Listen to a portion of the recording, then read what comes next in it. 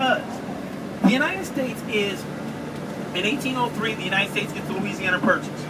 The United States, that means all that territory that goes from Louisiana, Alabama, Arkansas, Tennessee, all the way up through Missouri, all the way up through Iowa, Nebraska, everything else.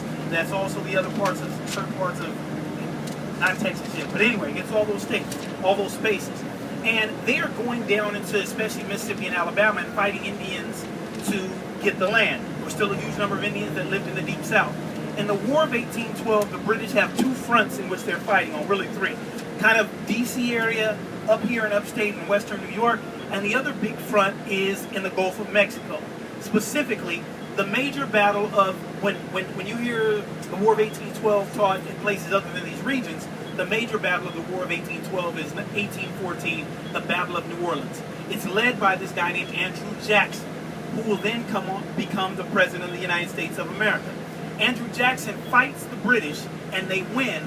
And when they win in New Orleans, instead of just stopping, he decides that it's now time to take those same troops and go and fight the rest of the Indians in Mississippi, Alabama, parts of Florida, and other things, to open up the land for slavery.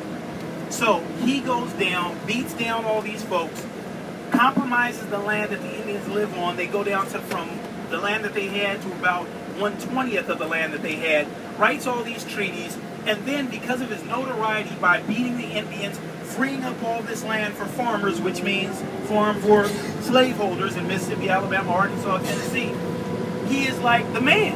And everybody wants him to become the president because he's done all this stuff. He runs for president and he wins, but he loses. He wins the popular count, but he loses the electoral college, primarily because he represented a person from the West. Now, he wasn't from California or Nebraska or anything like that, but remember, everything is relative, and in the early periods of the United States, West was anything west of Virginia, west of Georgia, west of, and people, this dude was known for wearing leather.